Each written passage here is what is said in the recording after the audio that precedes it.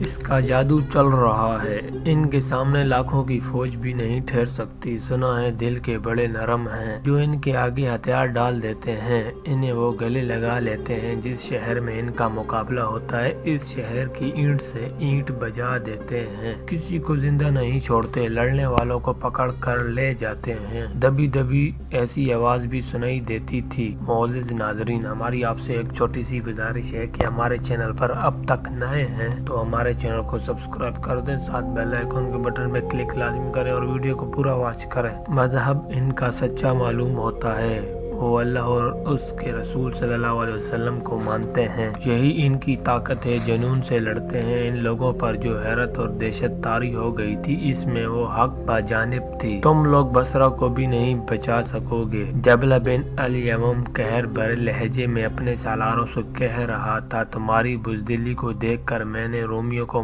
مدد کے لیے پکارا ہے۔ اگر تم مسلمانوں کو شکست دے دیتے تو میں رومیوں کو سینے پر کودتا، ان پر میری داغ بیٹھ جاتی، مگر تم نے مجھے کہیں کا نہیں چھوڑا۔ رومی ہمارے پایہ تخت کی حفاظت کرنے آئے ہیں۔ وہ اپنے سالاروں کو کوس ہی رہا تھا کہ اسے اطلاع ملی کہ مسلمانوں کی ایک فوج بصرہ کی طرف بڑھ رہی ہے۔ اتنی جلدی؟ اس نے گھبرائے ہوئے لہجے میں کہا۔ مرج راحت سے وہ اتنی جلدی بصرہ تک کس طرح آ گئے ہیں؟ رومی سالار کو اطلاع دو۔ رومی فوج جو خالد کی کامیابیوں کی خبر سن کر جبلہ بن الیمم کی مدد کو آئی تھی، وہ بصرہ کے باہر خیمہ زن تھی۔ اس کے سالار کو اطلاع ملی کہ مسلمانوں کی فوج آ رہی ہے تو سالار نے فوج کو تیاری کا حکم دے دیا۔ اس فوج میں عرب عیسائی بھی تھے۔ فوج جو بصرہ کی طرف بڑھ رہی تھی وہ خالد رضی اللہ تعالیٰ عنہ کی نہیں تھی، یہ ایک مسلمان سالار شرجیل رضی اللہ تعالیٰ عنہ کا لشکر تھا،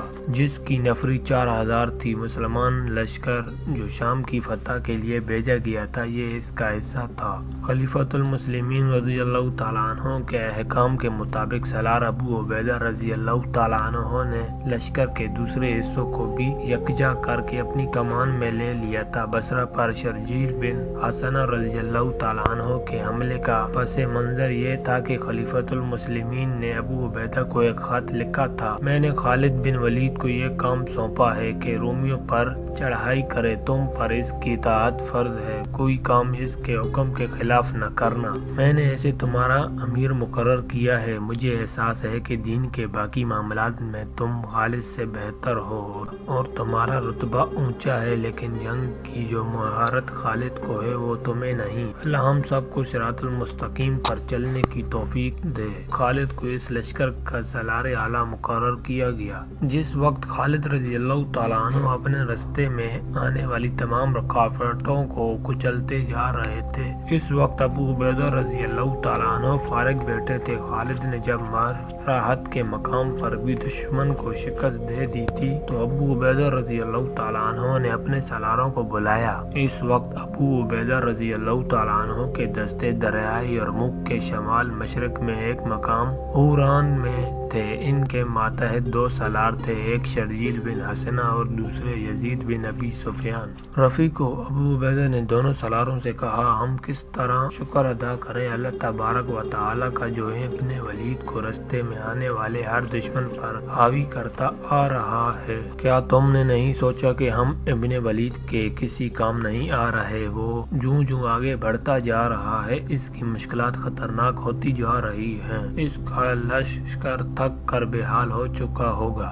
آگے دمشق ہے، بصرہ ہے، غسانی ہے، عیسائی اور رومی ہے۔ کیا یہ تینوں یہ نہیں سوچ رہے ہوں گے کہ مسلمانوں کو آگے آنے دیں، اور جب وہ مسلسل کوچ اور لڑائیوں سے شل ہو جائیں اور ان کی نفری کم ہو جائے تو انہیں کسی مقام پر گھیر کر ختم کر دیا جائے؟ رومیوں نے ایسا ضرور سوچا ہوگا۔ سالار یزید رضی اللہ تعالیٰ عنہ نے کہا، رومی لڑنے والی قوم ہے اور اس کے سالار عقل والے ہیں، خدا کی قسم میں رومیوں کو ایسا موقع نہیں دوں گا۔ ابو عبیدہ نے پرجوش لہجے میں کہا، کیا ہم اتنی دور سے ابن ولید کو کوئی مدد نہیں کر سکتے؟ بے شک کر سکتے ہیں، تو نے جو سوچا ہے وہ ہمیں بتا ابو عبیدہ۔ شرجیل بن حسن نے کہا، اللہ اس کا مددگار ہے۔ ابن ولید کے آگے دمشق اور بصرہ 2 ایسے مقام ہیں جہاں رومیوں اور غسانیوں نے اپنی فوجیں جمع کر رکھی ہوں گی۔ ابو عبیدہ نے کہا، اس سے پہلے کہ سالار اعلیٰ ابن ولید بصرہ پہنچے ہم بصرہ پر حملہ کر دیتے देते हैं। इससे ये होगा कि रूमी और गसानी भी ताज़ा दम नहीं रहेंगे। इब्ने हसना अबू उबैदा ने शर्जील से कहा, मैं ये काम तुम्हें सौंपता हूँ, 4000 नफरी काफ़ी होगी। अबू उबैदा रज़ियल्लाहु तआला अन्हु ने सालार शर्जील बिन हसना को हदायत दी और बसरा को रवाना कर दिया। इस वक्त खालिद मर्ज राहत से फारिग हो चुके थे और इन्होंने अबू उबैदा के नाम ये पैगाम देकर कासिद रवाना कर दिया था कि अबू उबैदा अपने दस्तों के साथ इन्हें बसरा के करीब कहीं मिले। खालिद ने मर्ज राहत के कस्बे के बाहर 2-4 रोज कयाम किया था। शर्जील 4000 मुजाहिदीन के साथ बसरा पहुंच गए। रूमी बसरा के बाहर खैमाजन थे। वो समझे ये खालिद की फौज है। इनके जासूसों ने इन्हें बताया कि इस फौज का सलार कोई और है। मुहर्रिख लिखते हैं कि रूमी सलार ये समझे कि ये मुसलमानों की फौज का अरवाल है और पूरी फौज पीछे आ रही है। वो मान नहीं सकते थे कि इतनी फौज इतने बड़े लश्कर को मुआसरे में लेने आई होगी। रूमी फौज जिसकी तादाद 12000 थी किले के अंदर चली गई। बसरा किला बंद खैर था। शर्जील रज़ियल्लाहु तआला अन्हु ने किले के करीब मगरिब की तरफ कैंप किया और अपने लश्कर को कई दस्तों में तकसीम करके किले के हर तरफ मुतय्इन कर दिया। 2 दिन गुजर गए। रूमी और गसानी किले की दीवारों के ऊपर से मुसलमानों को देखते रहे। शर्जील रज़ियल्लाहु तआला अन्हु ने किले के इर्द गिर्द कुछ न कुछ हरकत जारी रखी। दुश्मन किले से दूर दूर भी देखता था। इसे तवक्का थी कि मुसलमानों की पूरी फौज आ रही है। इसे अब अपने जासूसों के जरिए कोई खबर नहीं मिल सकती थी क्योंकि किला मुआसरे में था। सलार शर्जील रज़ियल्लाहु तआला अन्हु के मुतालिक यह बताना जरूरी है कि वो रसूल करीम सल्लल्लाहु अलैहि वसल्लम के करीबी सहाबी रज़ियल्लाहु तआला अन्हु थे जो सहाबा कराम वही लिखते थे। इनमें शर्जील बिन हसना खास तौर पर काबिल जिक्र हैं। इसी हवाले से इन्हें कातिब रसूल कहा जाता था। शर्जील का ज़ाहिद व तकवा तो मशहूर था ही। वो फन हरब व ज़रब और मैदान जंग में क़यादत की महारत रखते और कहा करते थे कि इन्होंने ये फन खालिद से यमामा की जंग में फिर आतिश परस्तों के खिलाफ लड़ाइयों में सीखा था है।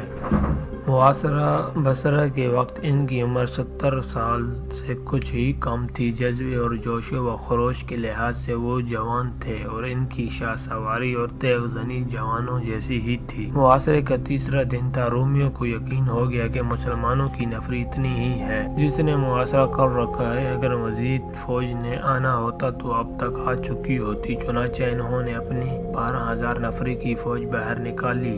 नफरी के अफराद के बल पर वो ऐसी दलेराना कार्रवाई कर सकते थे। मुसलमानों का कुल 4000 थे। शर्जील ने बड़ी तेजी से अपने दस्तों को इकट्ठा करके जंगी तरतीब में कर लिया। इसी तरह दोनों फौजी आमने सामने आ गईं। ए रोमियो, शर्जील ने आगे आकर बुलंद आवाज से कहा, खुदा की कसम हम भागने के लिए नहीं आए। अपनी पहली शिकस्तों को याद करो। तुम हर मैदान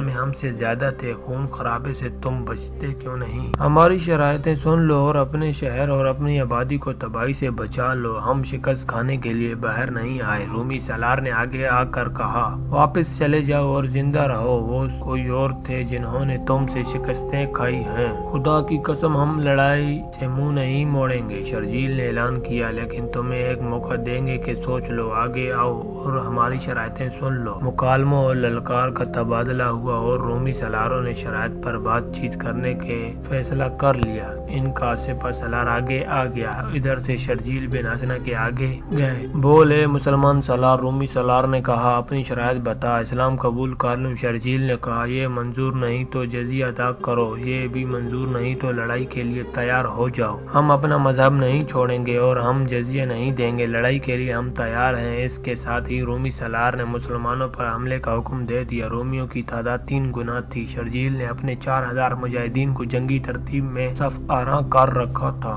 इन्हें अपनी नफरी की किल्लत का एहसास भी था। इन्होंने अपने दोनों पहलुओं को फैला दिया था ताकि दुश्मन घेरे में ना ले सके। रूमी जंगजू थे और इनके सलार तजुर्बेकार थे। वो मुसलमानों को घेरे में लेने की ही कोशिश कर रहे थे। लड़ाई को मसान की थी। शर्जील कासिदों को दाएं बाएं दौड़ा रहे थे और मुजाहिदीन को ललकार भी रहे थे। मुजाहिदीन अपनी रवायात के मुताबिक बेजिगरी से लड़ रहे थे, लेकिन रूमी 12000 थे। इनके सलार इन्हें दाएं बाएं फैलाते जा रहे थे। शर्जील ने अपने दाएं और बाएं देखा तो इन्हें अपने दस्तों की सूरत हाल बड़ी तशवीशनाक दिखाई दी। ऐसी सूरत हाल पसपाई का मतलब क्या करती है? ऐसी सूरत सूरत-ए-हाल पसपाई का मुतालबा किया करती है, लेकिन शर्जील की ललकार पर मुजाहिदीन का जोश और जज्बा बढ़ गया। वो पसपाई के नाम से नावाकिफ थे। इन पर जनूबी कैफियत तारी हो गई और 4-5 घंटे गुजर गए। फिर वो सूरत पैदा हो गई जिससे शर्जील बचने की कोशिश कर रहे थे। दुश्मन के पहलू फैल कर मुसलमानों के पहलू से आगे निकल गए थे। वो घेरे में आ चुके थे। अंदर की तरफ नहीं सुकड़ना। शर्जील ने अपने दोनों पहलू के कमांडर को पैगाम भेजे, अब बाहर की तरफ होने की कोशिश करो। शर्जील रज़ियल्लाहु तआला अन्हु की चालें बेकार होने लगी। बेशक मुसलमानों का जज्बा रोमियों की निस्बत ज्यादा था, लेकिन रूमी तादाद में इतने ज्यादा थे कि मुसलमानों पर गालिब आ सकते थे। अल्लाह के पुरस्तारों, शर्जील ने ललकार कर कहा, फतह या मौत, फतह या मौत, फतह या मौत। अल्लाह से मदद मांगो, अल्लाह की राह में जाने दे दो, अल्लाह की मदद आएगी। मुसलमानों के लिए ये जिंदगी और मौत का मार्का बन गया था। शर्जील की पुकार और ललकार पर मुजाहिदीन ने बुलंद आवाज से कलमा तैयबा का विर्द शुरू कर दिया, जिससे इन्हें तकवीत मिली, लेकिन रूमी इन पर हावी हो गए। मुसलमानों की जोश और जज्बे में कहर पैदा हो गया था। रूमी फौज मुसलमानों के हकम में चली गई। अब मुसलमानों का कुचला जाना यकीनी हो गया था। रूमी जो मुसलमानों के हकम में चले गए थे, इन्हें अपने हकम में घोड़े सर पर दौड़ने का तूफानी शोर सुनाई दिया। इन्होंने पीछे देखा तो सैकड़ों घोड़े इनकी तरफ दौड़े आ रहे थे। इनके आगे 2 सवार थे जिनके हाथों में तलवारें थी। इनमें से एक के सर पर जो इमामा था उसका रंग सुर्ख था। वो खालिद थे। खालिद अपने लश्कर के साथ बसरा की तरफ आ रहे थे। इनके रास्ते में दमिश्क आया था, लेकिन वो दमिश्क से हटकर गुजर आए थे। पहले वो बसरा को फतह करना चाहते थे। ये अल्लाह के इशारे पर हुआ था। अल्लाह ने कातिब रसूल सल्लल्लाहु अलैहि वसल्लम की पुकार और दुआ सुन ली थी। खालिद जब कूच करते थे तो अपने जासूसों को बहुत आगे भेज दिया करते थे। बसरा की तरफ आते वक्त भी इन्होंने जासूसों को बहुत आगे भेज दिया था। खालिद बसरा से तकरीबन 1 मील दूर थे। इनका एक शतर सवार जासूस ऊंट को बहुत तेज दौड़ाता वापस खालिद के पास गया और इन्हें बताया कि मुसलमानों का कोई लश्कर बसरा के बाहर रोमियों के घेरे में आ रहा है। कौन है वो सलार? खालिद ने कहा और सवार दस्तों को एड़ लगाने और बर्चियां और तलवारें निकाल लेने का हुक्म दिया था। खालिद के साथ जो दूसरा सवार घुड़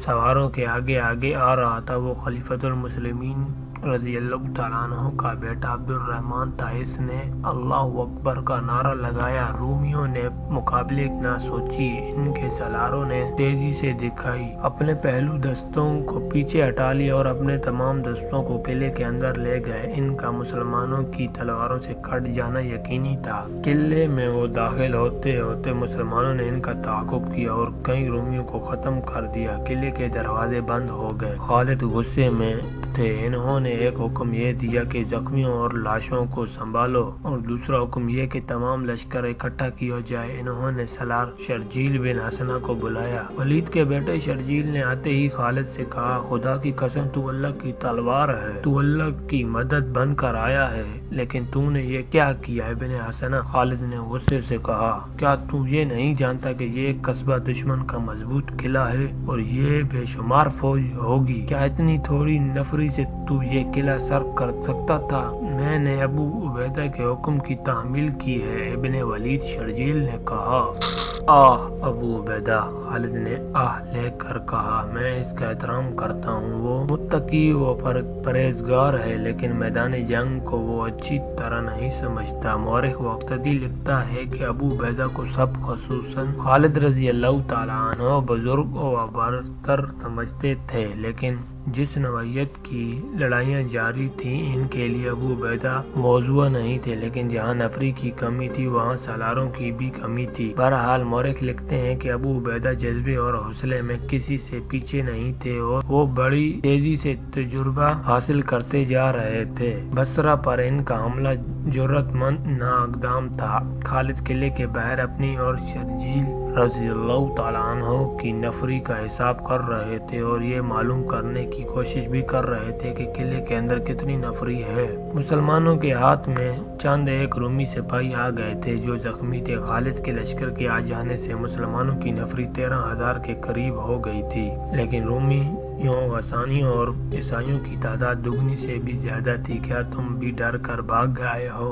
قلعے کے اندر جبلہ بن الیمم رومی فوج کے سپہ سالار پر غصہ جھاڑ رہا تھا۔ کیا تم نے اس فوج کو جو قلعے کے اندر تھی اور شہر کے لوگوں کا حوصلہ توڑ نہیں دیا؟ نہیں، رومی سالار نے کہا، میں مسلمانوں پر باہر نکل کر حملہ کر رہا ہوں۔ اگر میں ان کے عقب میں گئے ہوئے دستوں کو پیچھے نہ ہٹا لیتا تو ان کے عقب سے مسلمان سالار انہیں بری طرح کاٹ دیتے۔ مجھے ان کی نفری کا اندازہ نہیں تھا۔ میں صرف ایک دن انتظار کروں گا، ہو سکتا ہے کہ ان کی مزید فوج آ رہی ہو، میں انہیں آرام کرنے کی مہلت نہیں دوں گا، پھر انہیں قلعے کا محاصرہ کر لینے دو۔ جبلہ نے کہا، انہیں قلعے کے ارد گرد پھیل جانے دو، پھر تم قلعے سے اتنی تیزی سے نکلنا کہ انہیں اپنے دستے اکٹھے کر لینے کی مہلت نہ ملے، اور شہر میں اعلان کر دو کہ گھبرانے کی کوئی وجہ نہیں، دشمن کو قلعے کے باہر ہی ختم کر دیا جائے گا۔ قلعے کے اندر ہڑبونگ بپا تھی، شہریوں میں بھگدڑ اور افراتفری مچی ہوئی تھی۔ رومی فوج کا باہر جا کر لڑنا اور اندر آ جانا شہریوں کے لیے دہشت ناک تھا۔ مسلمان فوج کی ڈراؤنی سی باتیں تو شہر میں پہلے ہی پہنچی ہوئی تھیں۔ مورخوں کے مطابق رومیوں نے یہ سوچا تھا کہ مسلمانوں کو آرام کی مہلت ہی نہ دی جائے گی، لیکن انہیں معلوم نہ تھا کہ مسلمان آرام کرنے کی عادی نہیں تھے۔ انہیں اتنی ہی مہلت کی ضرورت تھی کہ زخمیوں کو سنبھال لیں اور شہیدوں کی لاشیں دفن کر لیں۔ اگلے روز کا سورج طلوع ہونے تک رومی فوج قلعے سے باہر آ گئی اور دروازے بند ہو گئے۔ خالد نے اپنے لشکر کو جنگی ترتیب میں کر لیا۔ قلعے کے باہر میدان کھلا تھا۔ خالد نے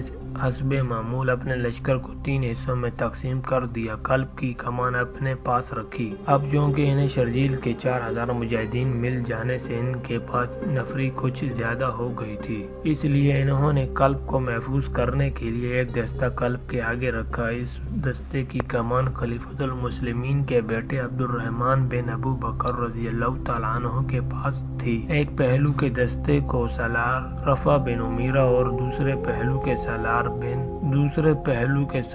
زرار بن الزور تھے۔ جنگ کا آغاز مسلمانوں کے نعرہ تکبیر سے ہوا۔ رومی سپہ سالار اپنے قلب کے آگے آ رہا تھا۔ عبد الرحمن بن ابو بکر جوان تھے۔ خالد نے جو ہی ان کے دستے کو آگے بڑھنے کا حکم دیا، عبد الرحمن سیدھے رومی سالار کی طرف گئے۔ لڑائی شروع ہونے سے پہلے ہی ان کی نظریں اسی رومی سالار پر لگی ہوئی۔ عبد الرحمن نے گھوڑے کو ایڑ لگائی اور تلوار سونت کر اس کی طرف گئے، مگر اس کی طرف گئے تو وہ بڑی پھرتی سے آگے سے ہٹ گئے۔ عبد الرحمن آگے نکل گئے۔ رومی سالار نے گھوڑا موڑا اور عبد الرحمن کے پیچھے گئے۔ عبد الرحمن نے گھوڑا موڑتے دیکھ لیا، رومی نے وار کر دیا جو عبد الرحمن بچا گئے۔ تلوار کا سناٹا اس کے سر کے قریب سے گزرا۔ اب عبد الرحمن اس کے پیچھے تھے۔ رومی گھوڑا موڑ رہا تھا۔ عبد الرحمن نے تلوار کا زوردار وار کیا، جس سے رومی تو بچ گیا، لیکن اس کے گھوڑے کی زین کا ٹنگ کٹ گیا